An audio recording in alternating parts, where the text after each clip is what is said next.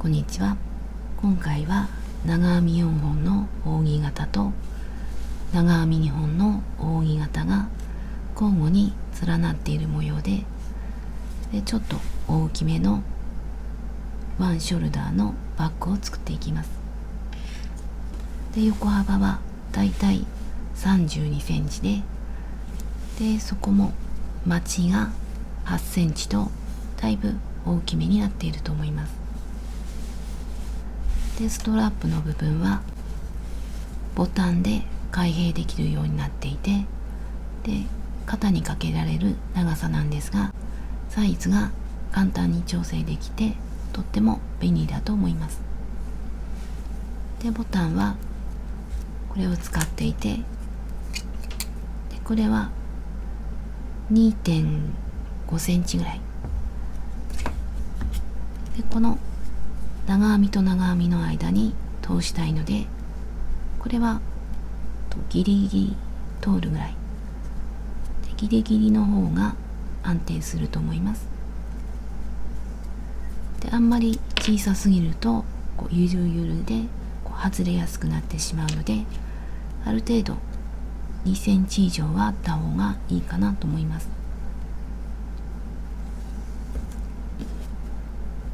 で、好みのボタンを使って試してみてください。で、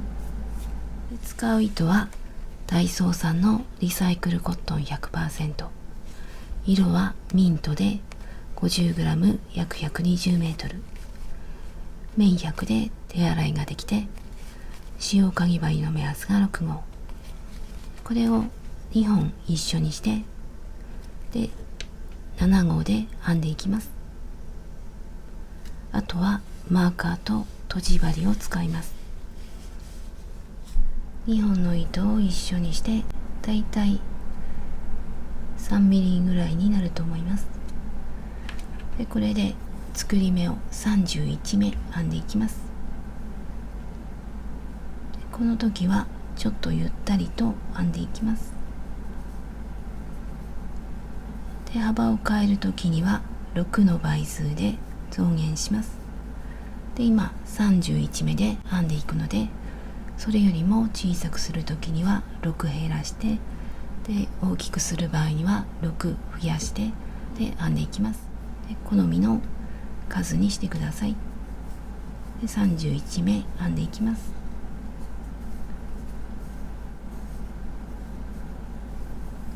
鎖編みが終わったら底を作っていきます。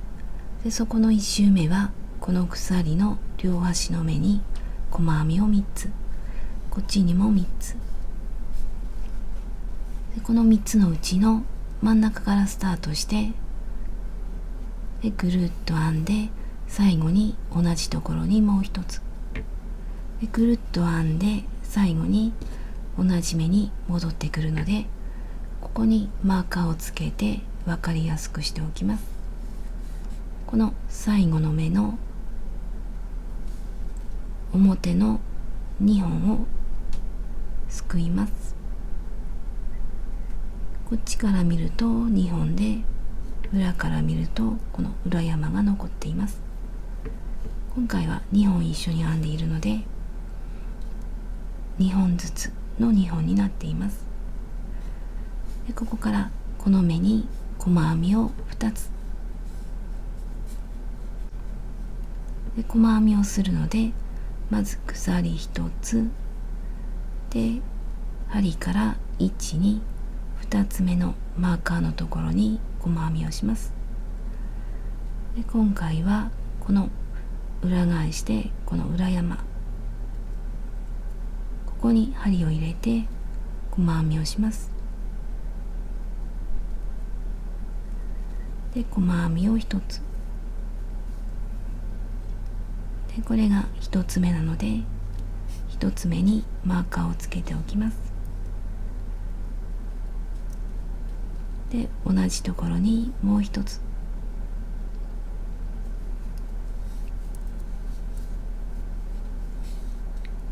これで端の目には細編みが2つで、ここからは1つの目に1つの細編みをしていきます。。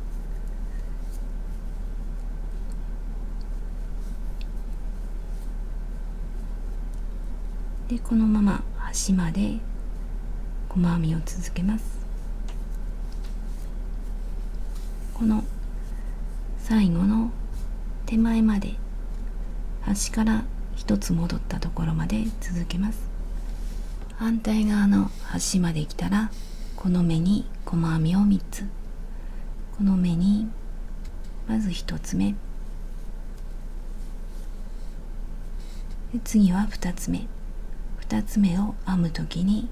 糸端を針の上を通って向こうに寄せておきます。でこのまま2つ目で、今度は3つ目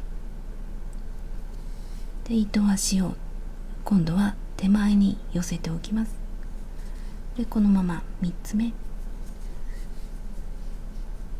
この方がこの目が目立ちにくくなります。で今1つの目に3つ入れたうちの1つ目と3つ入れたうちの1つ目と、あと3つ目にマーカーをつけておきます。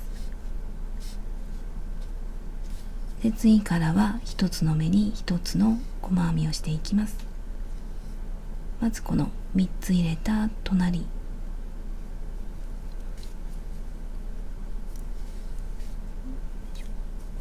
で、この時に糸端を編みくるんでいきます。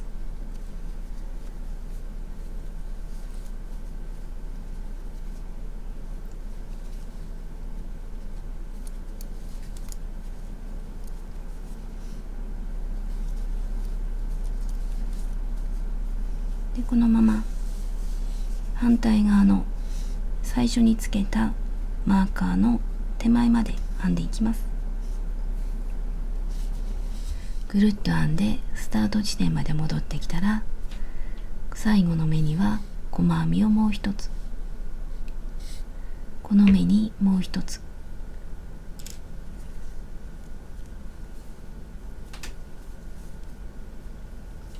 でこれが最後の細編みなのでマーカーをつけておきます。これで端の目に細編みが3つ、こっちにも3つ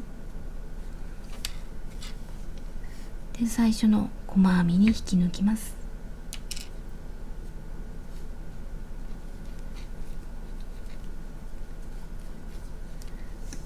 でこの1つの目に3つあるうちの1つ目と3つ目にマーカーをつけます。3つあるうちのこれが1つ目、今糸が出ているのが真ん中で、こっちが1つ目、真ん中の隣が1つ目で、真ん中のこっちの隣、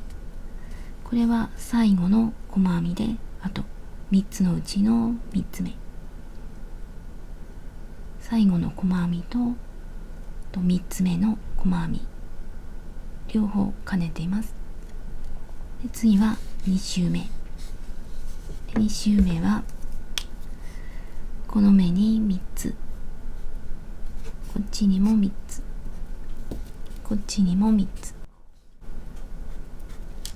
で編んでいきます。でこれから5周目まで編んでいくんですが、これ以降はずっと同じようにこの端の目にこの端の目に3つずつ増やしていきます。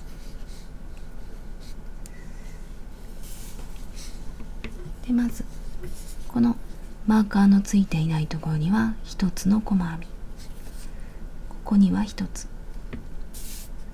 鎖を1つ編んで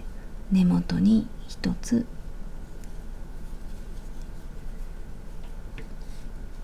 でマーカーのついているところには細編みを3つ、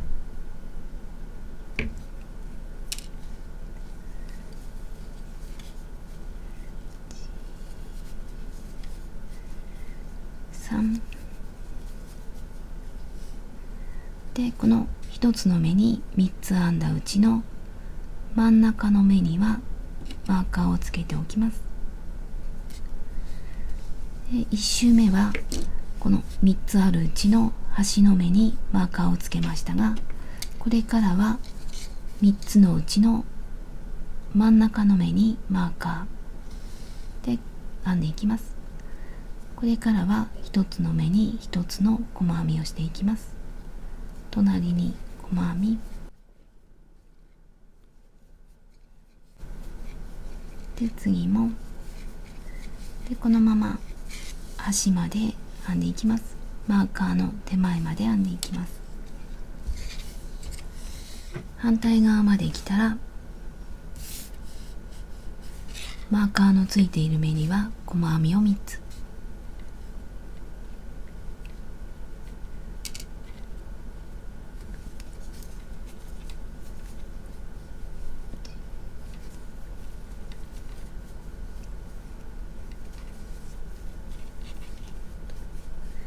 で、3つのうちの真ん中にマーカーをつけます。で、マーカーのついていた真ん中には1つの細編み。ここはマーカーがついていないので普通の細編みをします。で、次はマーカーのところなので細編みを3つ。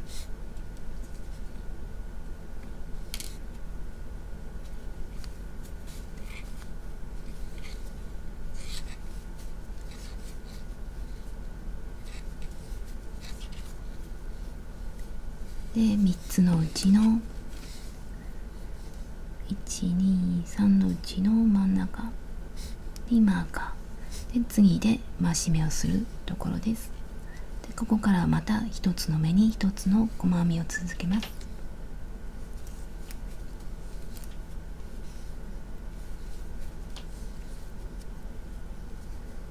このまま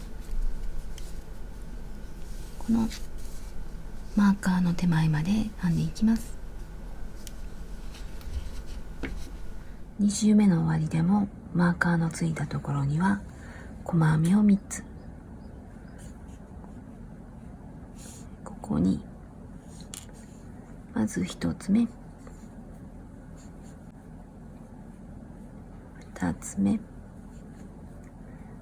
3つ目で、3つのうちの3つ目は最後の細編みなのでマーカーをつけておきます。1、2、3で、また3つのうちの真ん中は次の周で増し目をするところなのでマーカーをつけておきます。3つのうちの真ん中、1、2、3で、最初の細編みに引き抜きます。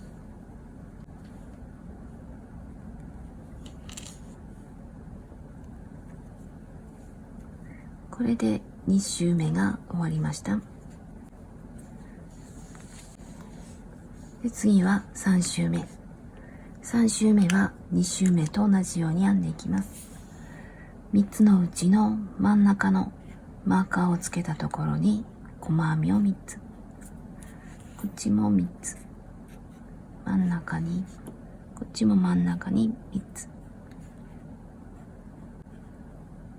で、ここは1つの目に1つの普通の細編み。ここもで編んでいきます。まず鎖を1つ、根元に細編み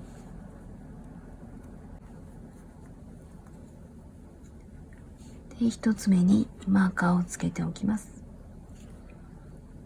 で、次はマーカーがついていないので1つの細編み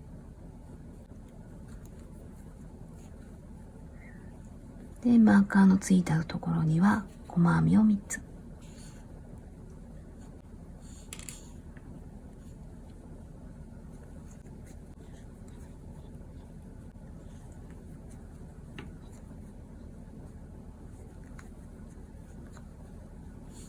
で、3つのうちの真ん中にマーカーで、ここから1つの目に1つの細編みをしていきます。まず3つ入れた隣で、次もこのまま反対側のマーカーの手前まで編んでいきます。反対側まで編んできたら、マーカーのついたところに細編みを3つ、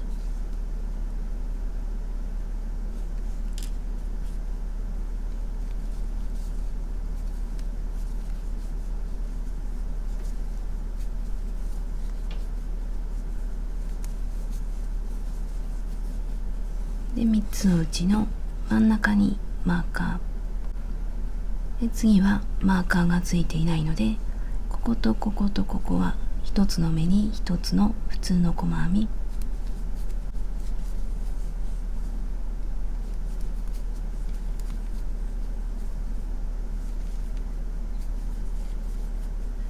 でここはマーカーがついているので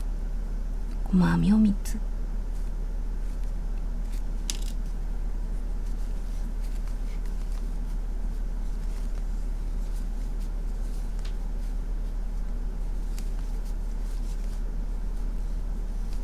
で3つのうちの真ん中にマーカーで、ここからまた1つの目に1つの細編みをしていきます。でまた次のマーカーの手前まで編んでいきます。ここまで編んでいきます。3周目の終わりでは、この2つのマーカーのうち手前は増し目をするマーカー、これは最後の細編み。まず手前のマーカーに細編みを3つ、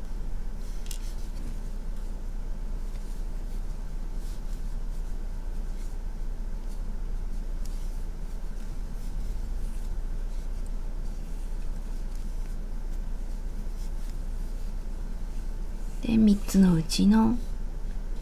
真ん中にマーカ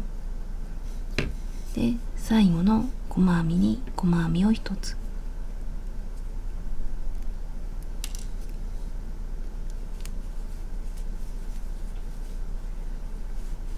でまた最後の細編みには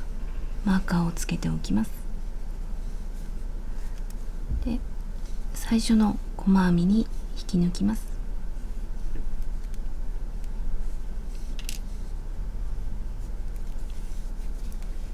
これで3周目が終わりました。で次は4周目。4周目も同じように編んでいきます。この3つのうちの真ん中に細編みを3つ、マーカーのついたところに3つ、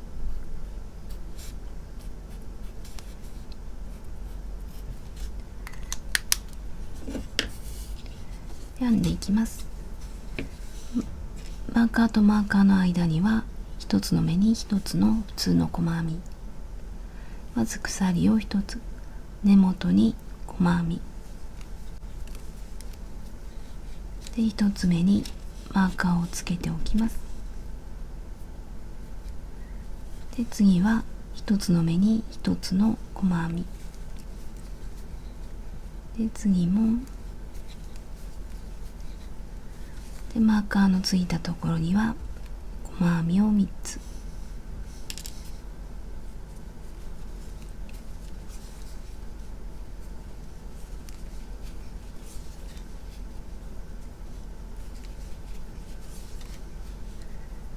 で3つのうちの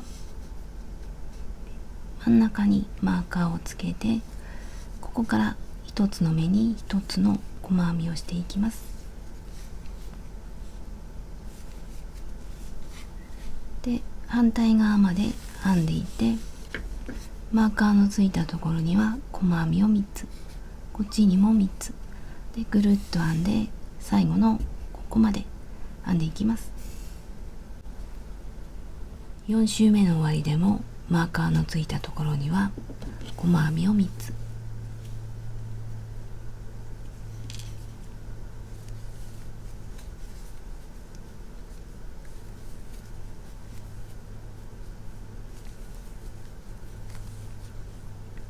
で3つのうちの真ん中にマーカで次はマーカーがついていないので普通の細編みで、次は最後の細編み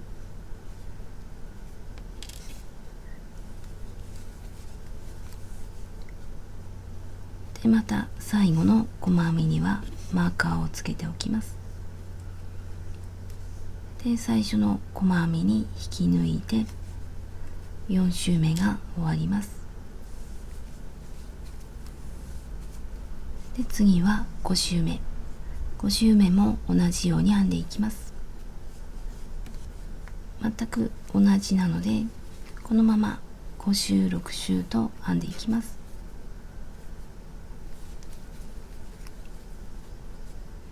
6周目が終わったら最初の細編みに引き抜いて、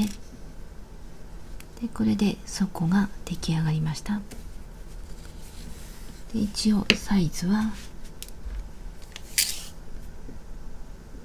27センチぐらいの8センチぐらいで側面を編んでいきます。で側面は扇形を作っていきます。まず鎖を3つ、下から3つ目にマーカ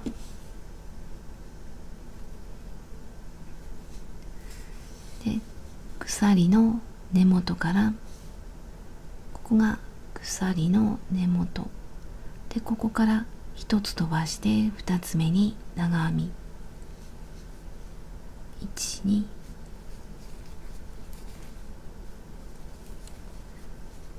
同じところにもう1本長編みで、長編み2本編んだら鎖を1つ、同じところにあと2本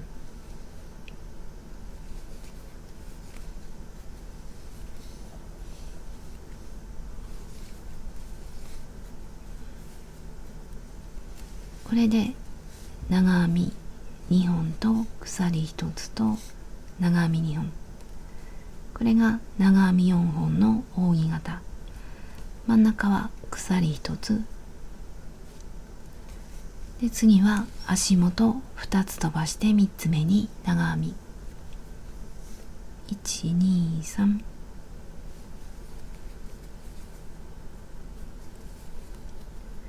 で、次は長編み2本の扇形を編んでいきます。まず鎖を1つ、足元2つ飛ばして3つ目に長編み1、2、3鎖を1つ、同じところに長編みをもう1本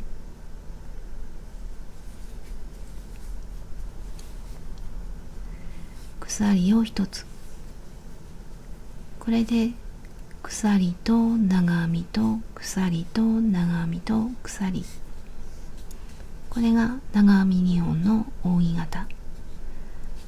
で、今回はこの長編み4本の扇形と2本の扇形を交互に繰り返していきます。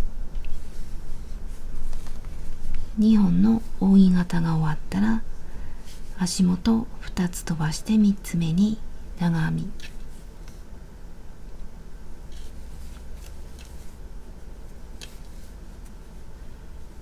で、次は長編み4本の扇形1、2、3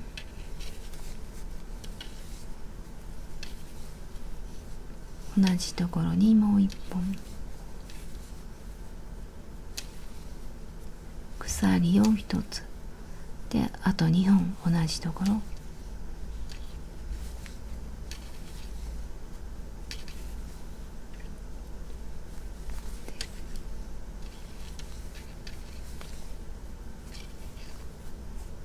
これで長編み4本の扇形、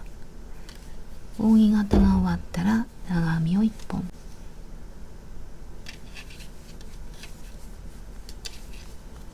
で、次は長編み2本の扇形、まず鎖を1つで長編み1、2、3鎖を一つで長編み、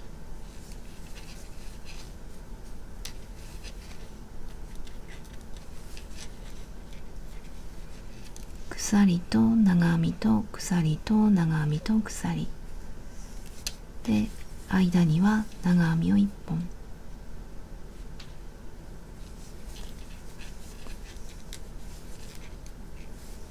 で、次は長編み4本の扇形、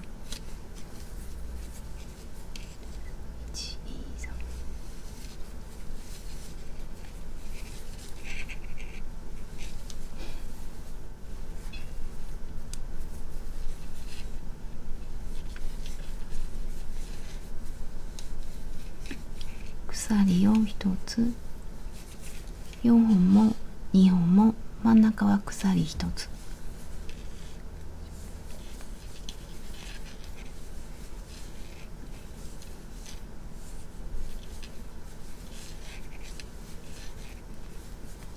で扇形が終わったら長編みを1本で、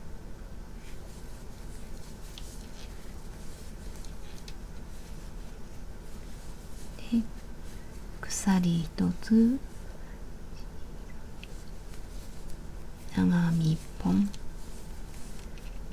鎖1つ、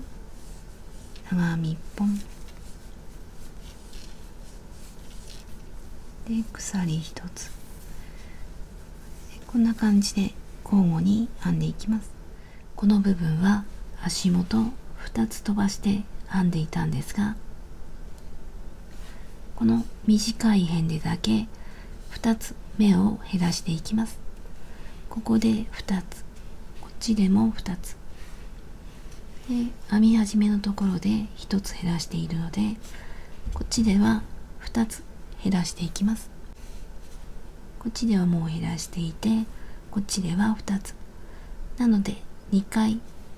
足元1つ飛ばして編んでいくことになります。1、2、3、ここをじゃあ1つ飛ばして2つ目に長編みを編みたいと思います。他は2つ飛ばしていたんですが、ここでは1つ飛ばして長編み、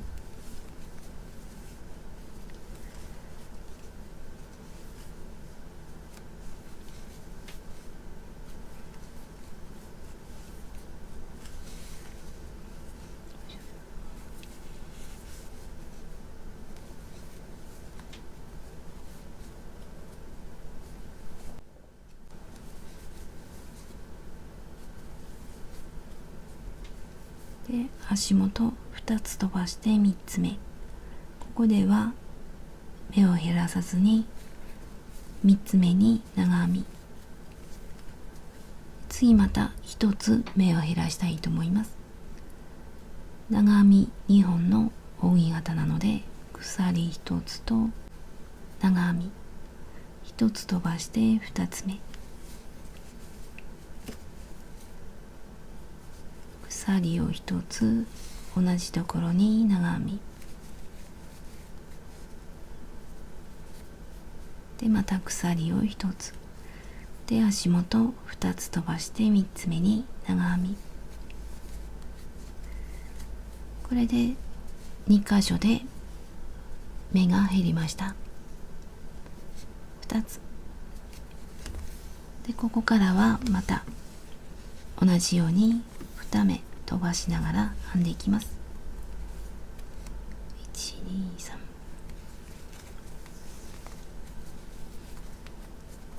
で、このままこっちの端まで編んでいきます。ぐるっと編んできたら、長編み4本の扇形の後には長編み2本の扇形で、今長編みの後に鎖を1つで、足元は1つ減らしたいので2つ飛ばすんではなくて、1つ飛ばして2つ目に長編み、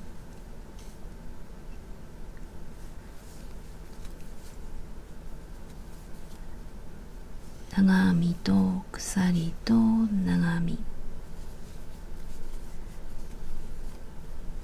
と鎖1つで、最初の鎖の下から3つ目に引き抜きます。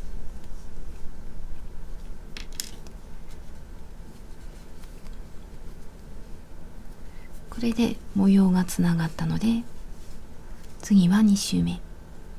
鎖を3つで、3つ目にマーカー。次はこの扇形の真ん中に針を入れて扇形を作っていきます。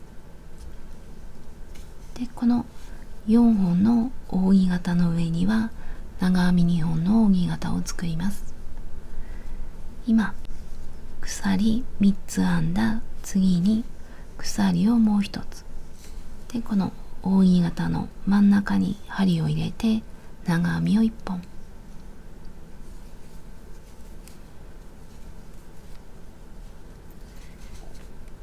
鎖を1つ、真ん中に長編み同じところ、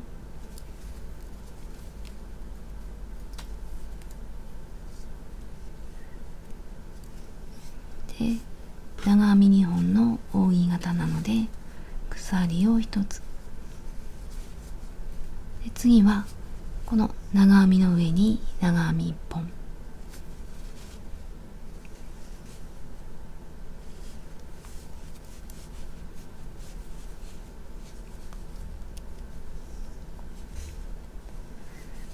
で、長編み2本の扇形の上には長編み4本の扇形、真ん中に針を入れて扇形、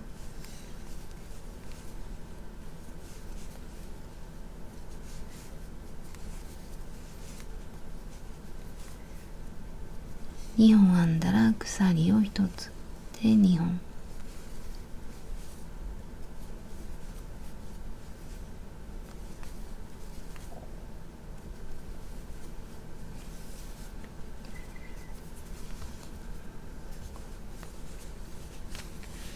で長編みの上には長編み、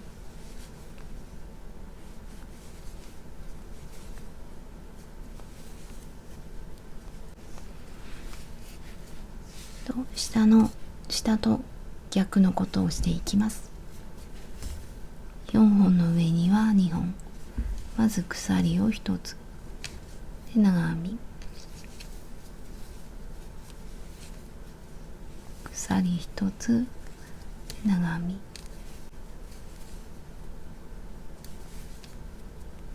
鎖1つで長編みの上に長編み、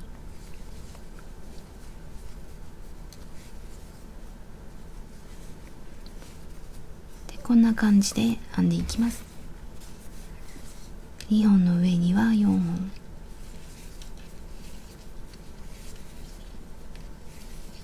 長編み4本の扇形の後に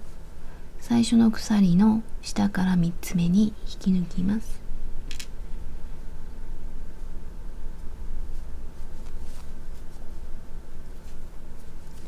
これで2周目が終わりました。次は3周目、また鎖を3つで、3つ目にマーカーで、この長編み2本の扇形の上には長編み4本の扇形、真ん中に針を入れて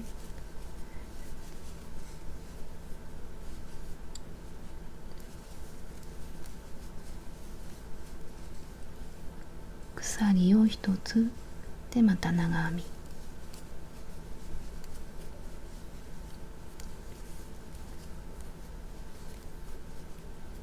これで4本の扇形で、長編みの上に長編み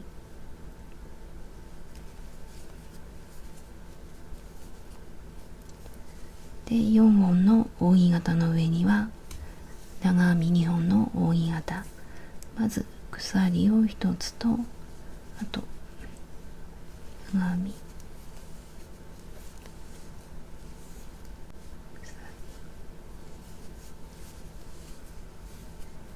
で鎖で長編み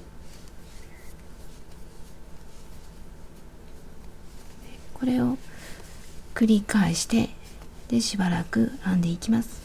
必要な深さになるまで編んでいきます。だいたい19センチぐらいまで編んできました。でちなみに横幅は32センチぐらい。ここで糸を切ってで次のハンドルの下の部分を編んでいきます。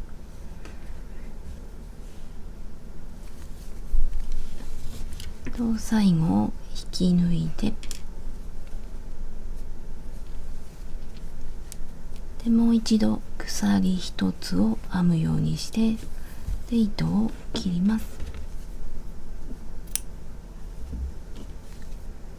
でちょっとギュッとしてでこれは後で糸始末をします。で真ん中にマーカーをつけます。できちんとした真ん中はこの模様がちょっと斜めになっているのでここら辺になると思うんですが、ちょっと模様に合わせて真ん中のラインの真ん中の模様につけました。模様から見るとここが真ん中でちょっとずれていくと思います。こっちも真ん中の模様の真ん中、実際の中央とはちょっとずれることになります。まずこのマーカーをつけたところが4本の扇形のパターンをやっていきます。扇形の真ん中のこの隣、ここに針を入れて糸を引き出します。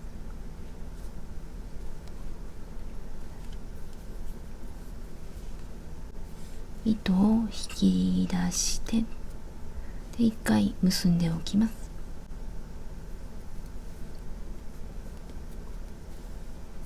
ここからもう一度同じところに針を入れて糸を引き出してここから鎖を2つで次は扇形の隣のこの縦のラインになっている長編みの上に未完成の長編み、未完成の長編みは針に糸をかけてでこの3本のうち2本を引き抜いてでこれが未完成の長編みでこれを一度に引き抜いてこれで減らし目が1つでマーカーをつけておきます。でここからは今までと同じように模様を編んでいきます。長編み2本の扇形の上には4本の扇形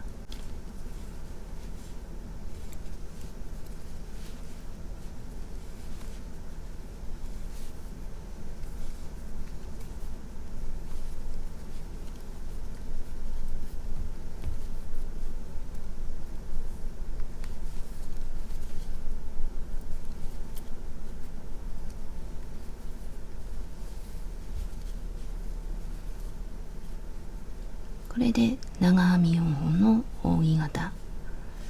次は今までと同じように長編み1本と4本の上には長編み2本の扇形、まず鎖1つで長編み鎖1つで同じところで扇形で鎖を1つと長編み1本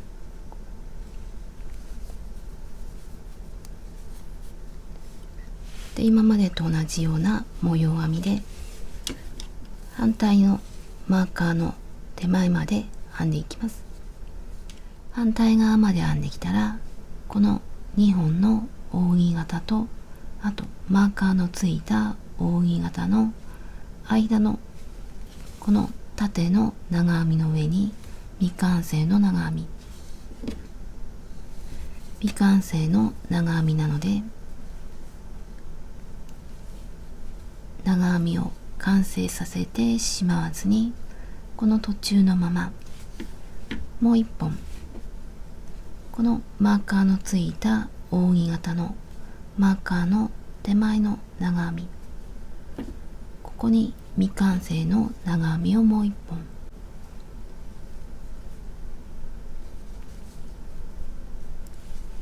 れで未完成の長編みが2本、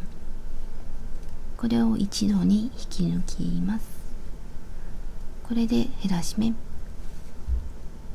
次はハンドルの2段目、鎖を2つ裏返します。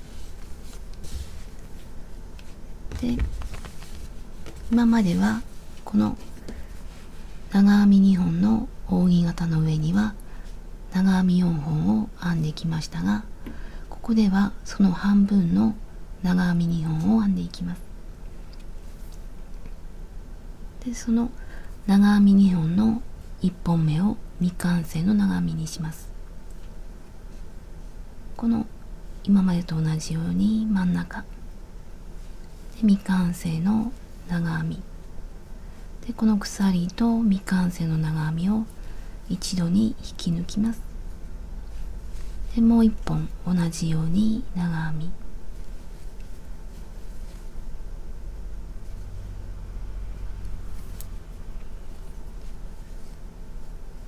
これで長編み2本の扇形で、減らし目にマーカーをつけておきます。で、ここからは今までと同じ模様編みをしていきます。反対側のマーカーの手前まで同じように模様編みをしていきます。縦の長編みの上に縦の長編み、次は4本の上に2本の扇形、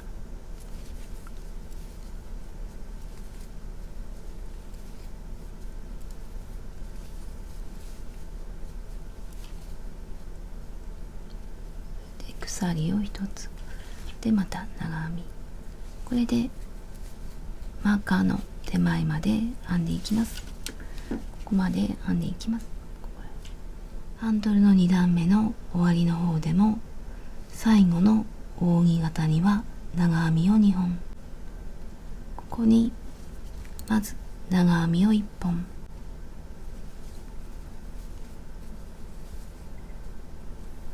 で2本目も長編みをするんですが、最後に減らし目をしたいので長編みではなくて未完成の長編みにします。ここに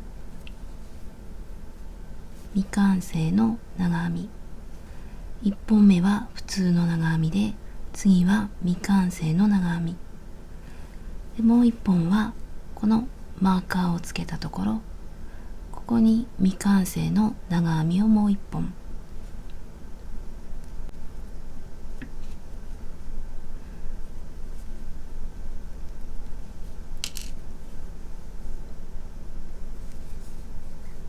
で未完成の長編み、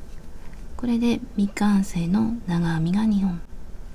一度に引き抜きます。これでここにも減らし目で、次は3段目、鎖を2つで裏返します。で、次はこの扇形と扇形の間の縦の長編みに未完成の長編み、ここにで鎖と未完成の長編みで引き抜きます。で減らし目にマーカーをつけておきます。でここからは今までと同じように模様編みをしていきます。鎖1つ長編み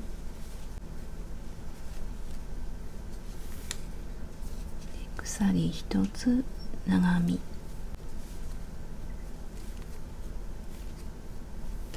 これでまたマーカーのついている手前まで編んでいきます。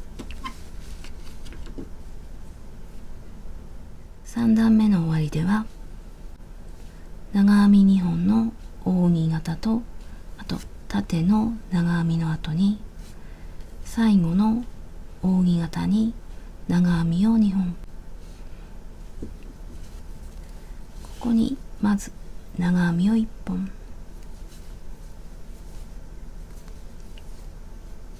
でもう1本は長編みにしないで未完成の長編みにして、でもう1本と一緒に減らし目をします。未完成の長編み、あとこの前に減らし目をしたところ、ここに未完成の長編み、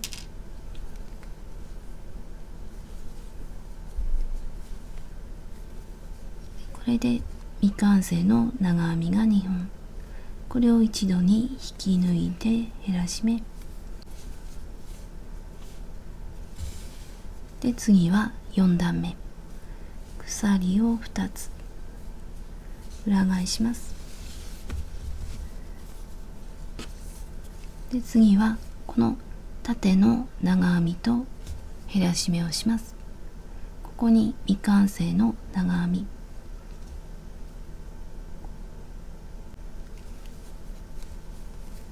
で、これを一度に引き抜いて減らし目でマーカーをつけておきます。ここからはまた同じように編んでいきます。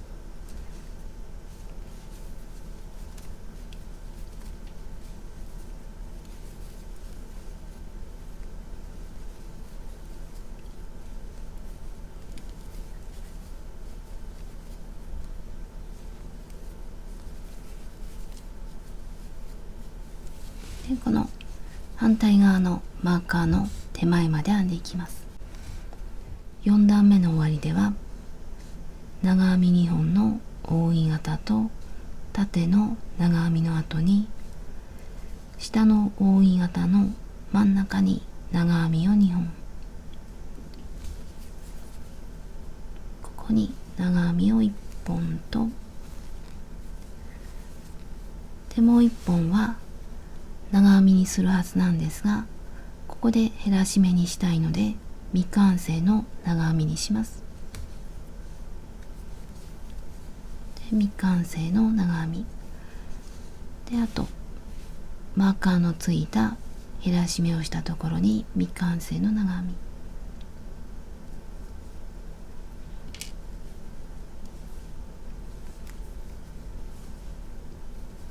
で、これで未完成の長編みが2本、これを一度に引き抜きます。これで減らし目、次は5段目、鎖を2つ裏返します。で次はこの縦の長編みに未完成の長編みをして減らし目をします。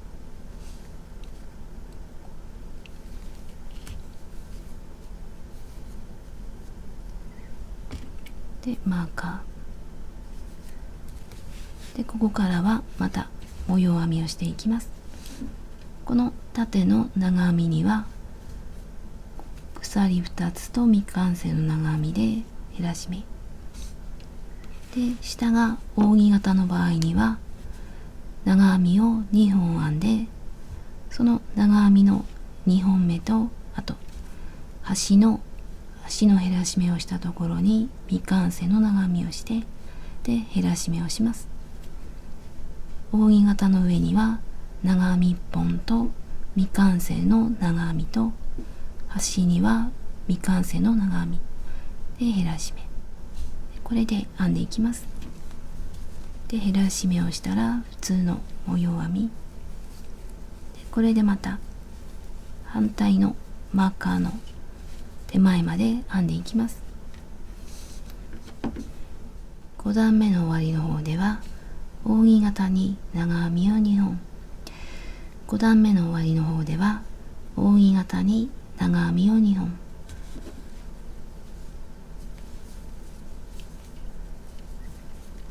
で2本のうちの1本は未完成の長編みにして減らし目をします。ここにも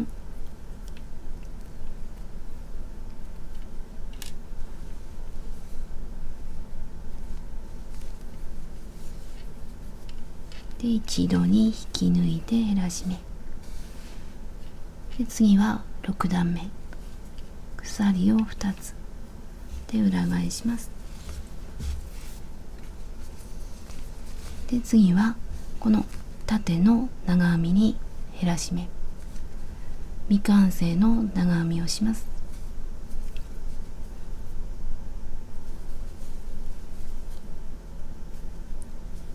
で減らし目、マーカーで、ここからは今までと同じように模様編みで反対側まで編んでいきます。6段目の終わりも下の扇に長編みを2本で、2本あるうちの2本目は未完成の長編みにします。1本目、2本目は未完成の長編み、減らし目のところも未完成の長編み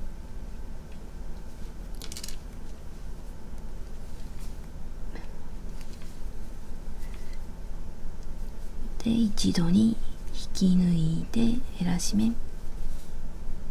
で、次は7段目鎖を2つ裏返します。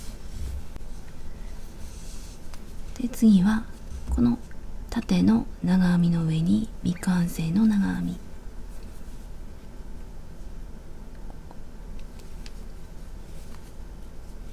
で、引き抜いて減らし目、マーカーでまた同じ模様編みで反対側の手前まで編んでいきます。終わりの方まで来たら扇形に長編みを2本で、2本目は未完成の長編みにします。まず1本目は普通の長編み、2本目は未完成の長編み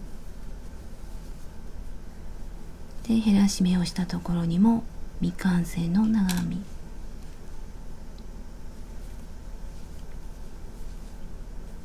これを一度に引き抜いて減らし目で、次は鎖を2つ裏返します。で次はこの縦の長編みの上に未完成の長編み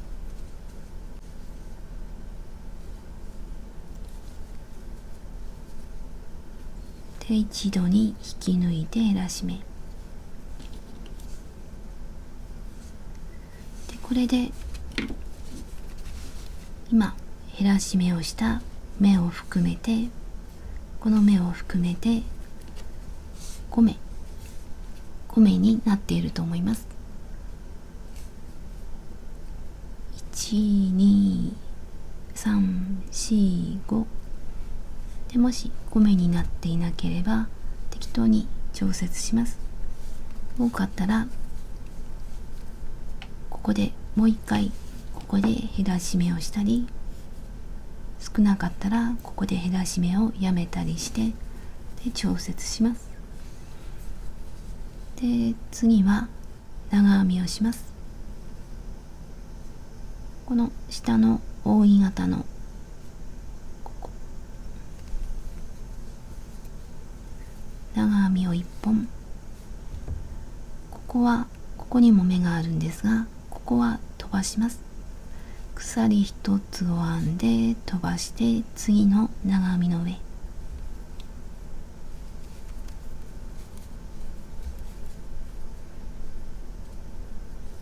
で、もう1本はこの減らし目をしたところ、ここに長編みをもう1本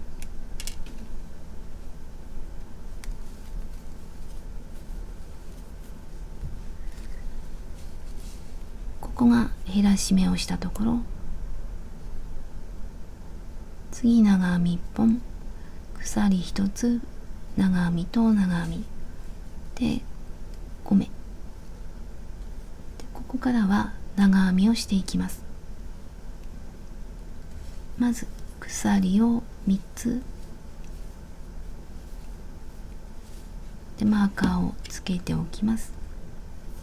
ハンドルの細い部分になっていきます。で、次に長編み、鎖の根元はここで、この隣、ここに長編みを1本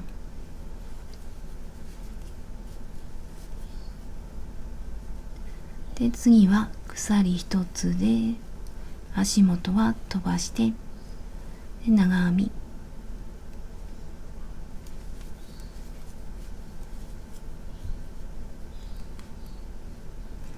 と長編みをもう1本、減らし目をした上になります。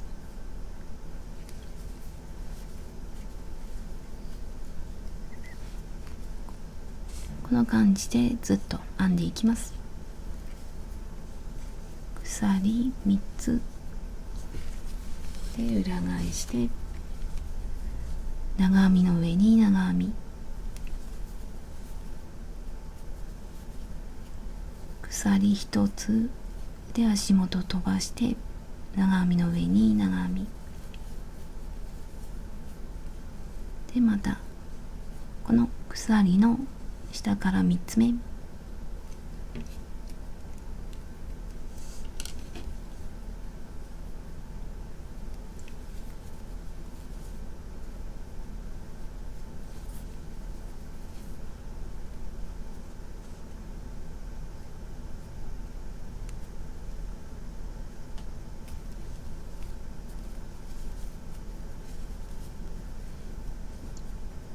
で、また鎖3つ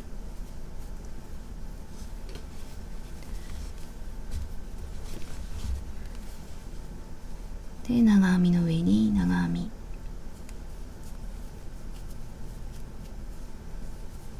間は鎖1つで長編み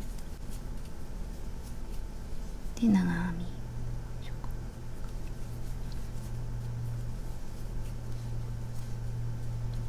で、反対側も同じように減らし目をして、こっちも同じように減らし目をして、こっちはこれぐらいで糸を切って、で反対側も同じように編んでいって、で反対側のこの細い部分で好みの長さになるように調節していきたいと思います。次はマーカーをつけたところが長編み2本の扇形のパターンをしていきます。マーカーの隣の長編みに針を入れます。で、糸を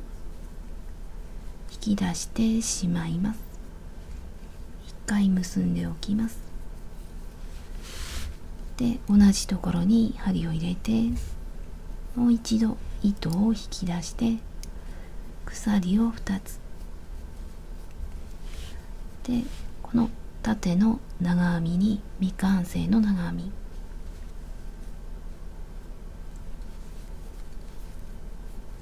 一度に引き抜いて減らし目で、減らし目にはマーカーをつけておきます。で、ここからは今までと同じ模様編みをしていきます。4本の上には長編み2本の扇形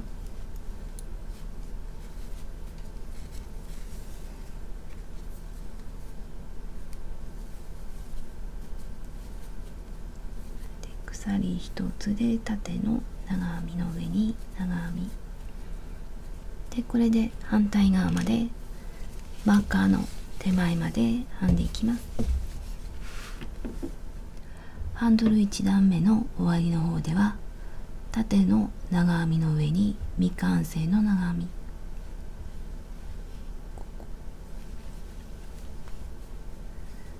で次はこのマーカーのついている隣の長編み、ここにも未完成の長編み、これを一度に引き抜いて減らし目で、次は2段目、鎖を2つ裏返します。でこの扇形には長編みを2本編んでいきます。真ん中に針を入れて長編みを2本で、減らし目をしたいので2本のうちの1本目は未完成の長編みにして、でこれを一度に引き抜いて減らし目でマーカーをつけておきます。で2本のうちのもう1本は普通の長編み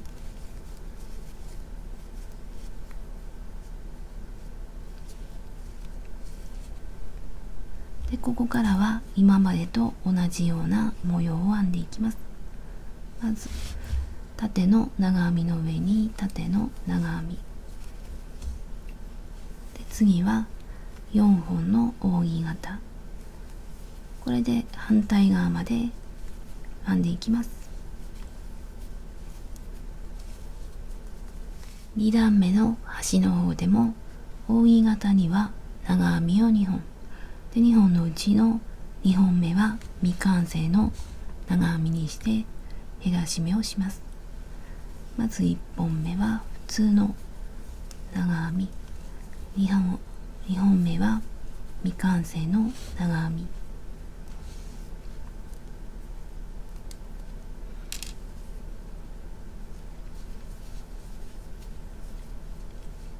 これを一度に引き抜いて減らし目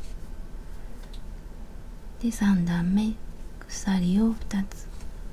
裏返します。でこの縦の長編みには未完成の長編みをして、で鎖と未完成の長編みを一つにして減らし目をします。で最後が扇形の時には扇形に長編みを2本で最後の長編みを減らし目します。でこれで両方を減らし目していきます。縦の長編みがある時にはこういう感じで減らし目をして、でここからは同じように模様編みで、扇形の時には扇形の真ん中に長編みを2本で、2本のうち1本は未完成の長編みにします。で編んでいきます。3段目の終わりでは長編み2本の扇形の後に鎖1つと、あと次はこの縦の長編みの上に未完成の長編みで、減らし目をしたところにも未完成の長編み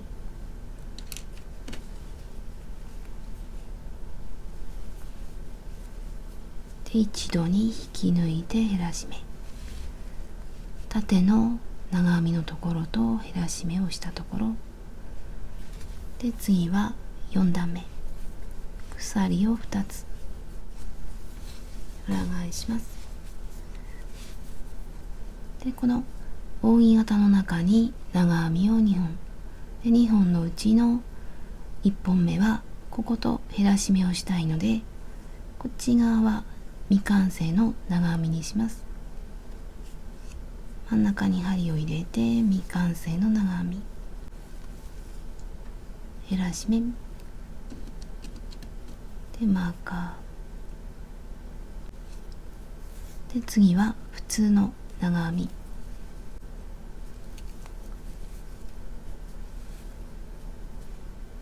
で、ここからは今までと同じように同じ模様編みで編んでいきます。反対側のマーカーのところまで模様編みを編んでいきます。ここまで4段目の終わりでも扇形には長編みを2本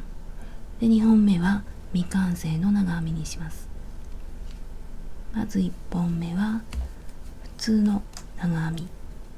み、2本目は未完成の長編み、減らし目をしたところにも未完成の長編みをして、で一度に引き抜いて減らし目で、次は5段目鎖を2つ裏返します。で次はこの縦の長編みに未完成の長編み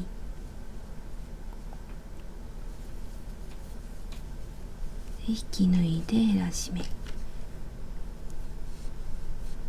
で、ここからは同じように模様編みで、反対側までマーカーの手前まで編んでいきます。5段目の終わりでは長編み4本の扇形の後に縦の長編みの上に未完成の長編み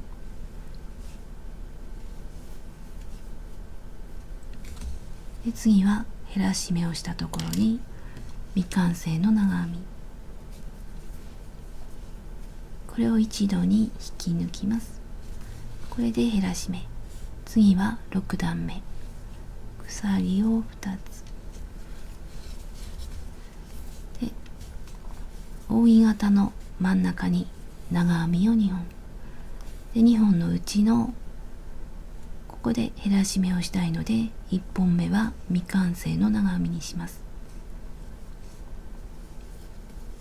未完成の長編みで一度に引き抜いて減らし目、次は普通の長編み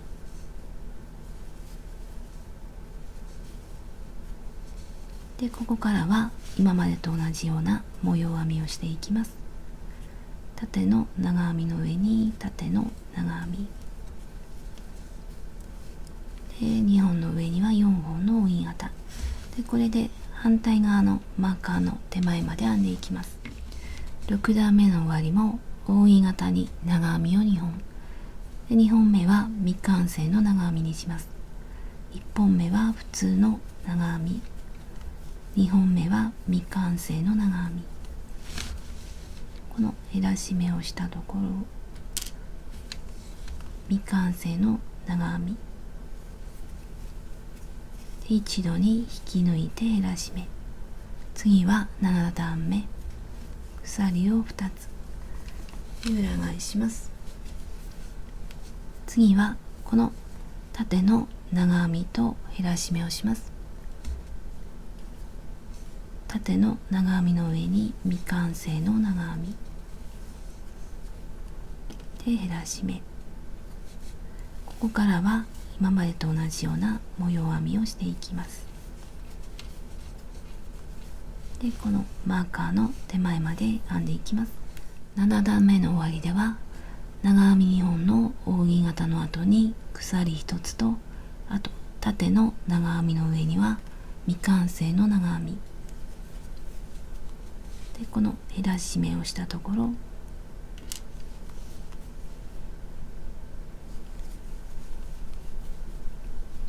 一度に引き抜いて減らし目で、次また8段目鎖2つ裏返してで、この扇形に長編みを2本2本のうちの手前は未完成の長編みにします。で引き抜いて減らし目で、もう1本は普通の長編み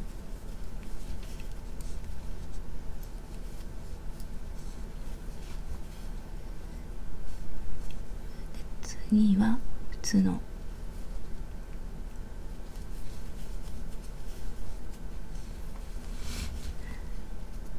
この扇形に長編みを2本で、2本のうちの2本目は未完成の長編み、これが2本目で減らし目をしたところと一度に引き抜きます。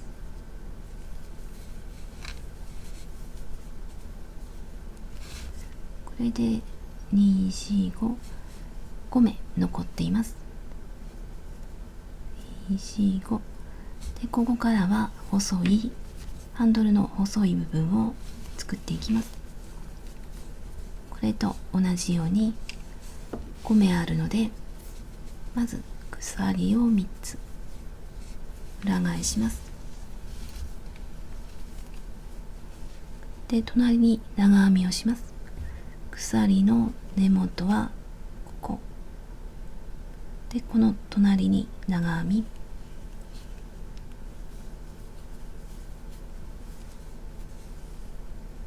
で、次は1つ飛ばして2つ目に長編みで、鎖1つと長編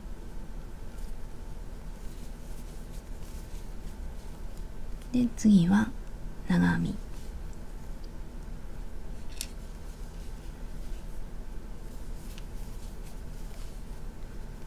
これで鎖3つと長編みと鎖1つと長編み長編み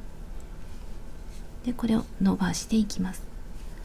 次も鎖3つ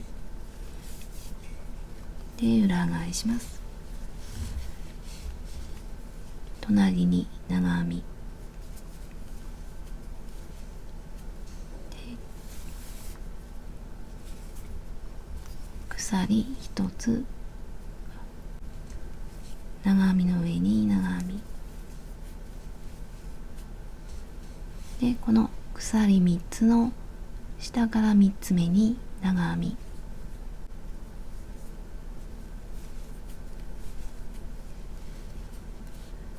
で、これを伸ばしていきます。鎖3つで、これを好みの長さになるまで編んでいきます。反対側は短めにしていたので、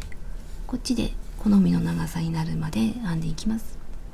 で、今回は大きめにしたので長めに作っていこうと思います。肩にかけてみたりして好みの長さになるまで編んでいきます。で、この細くなったところからだいたい41センチぐらいまで編んできました。で、ボタンをつけて終わりにします。で、長さはもう一度この細長い四角を数えて28個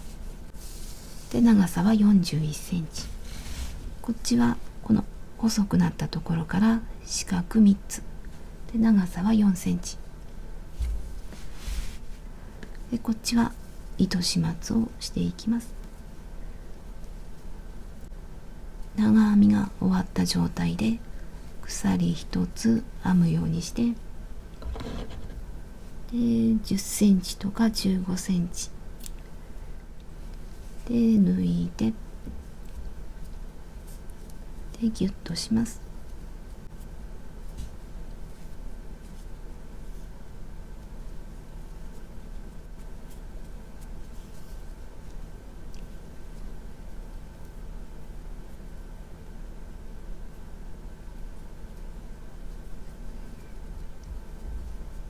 この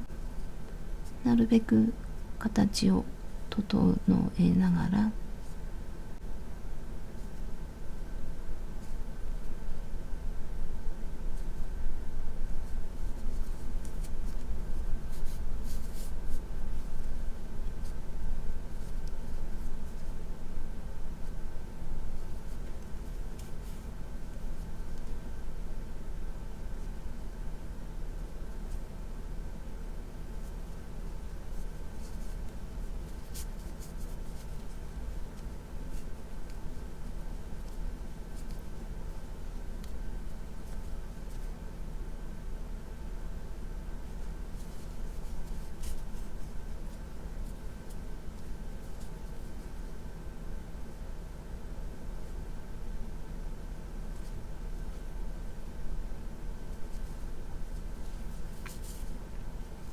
で、一回ギュッとしてあるのでほどけないと思うので、形を整えてから終わりにしたいと思います。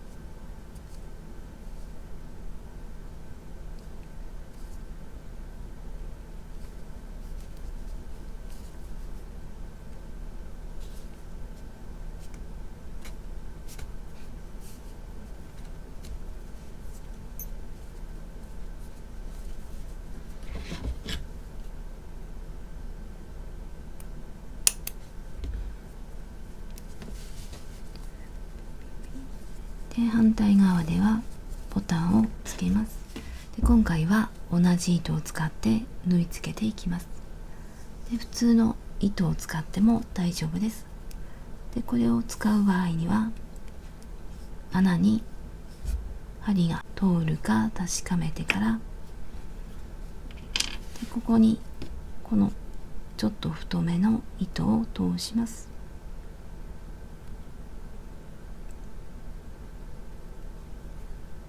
で、通しにくい場合はここに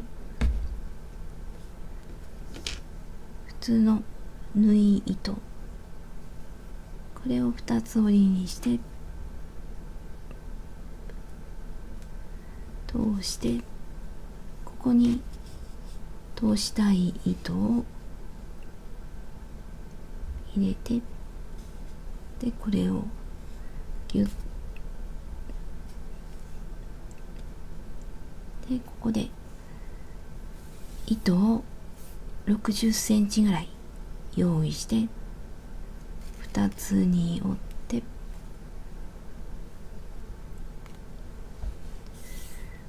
でこの窓と窓の間に縫い付けていこうかなと思います。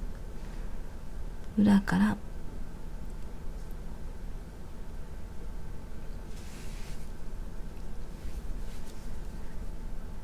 丈夫そうなところから、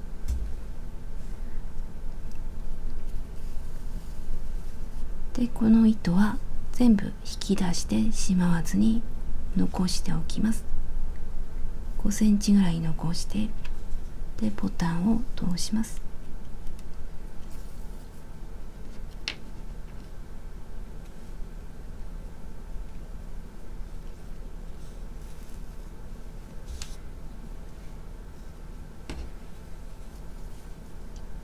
で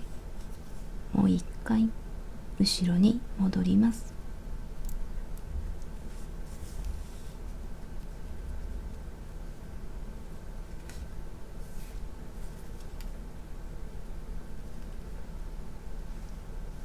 であと2回1、2回通してもいいと思うんですが、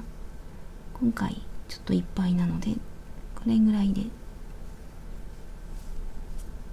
結んで、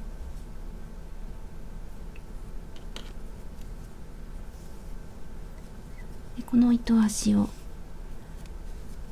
この編み地の中に隠して終わります。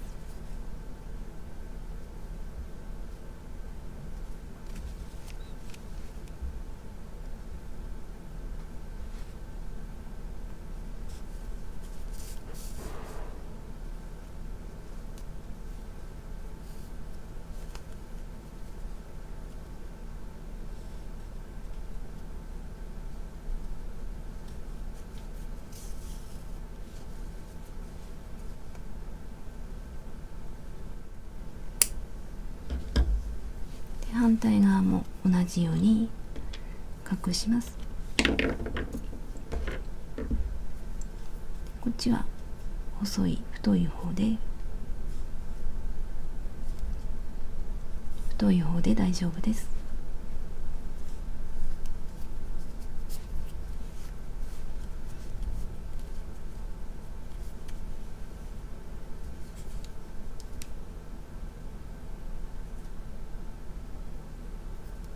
で反対側も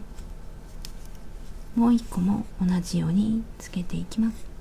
ここら辺につけようかなと思います。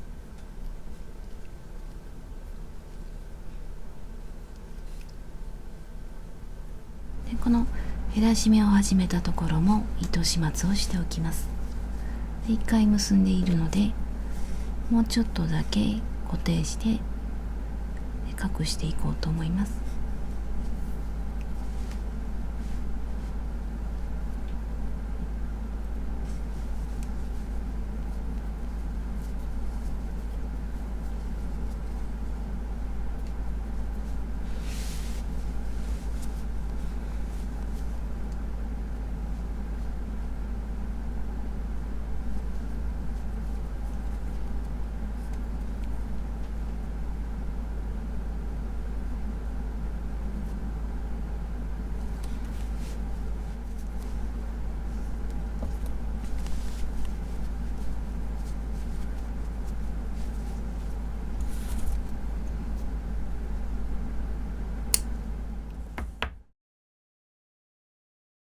こんな感じに出来上がりました。横幅はだいたい32センチぐらいで、深さは21センチぐらいで、ここら辺からは31センチぐらいだと思います。でそこは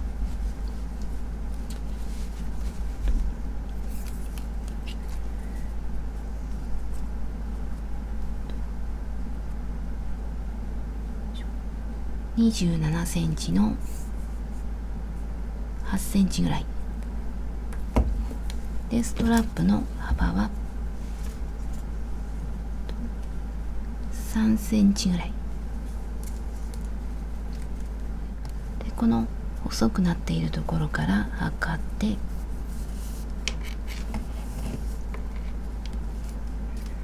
だいたい41か2ぐらいになると思います。でこっちは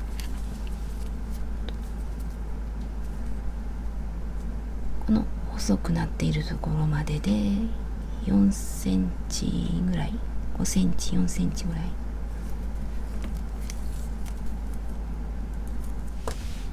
このペットボトルが余裕で入る感じ。で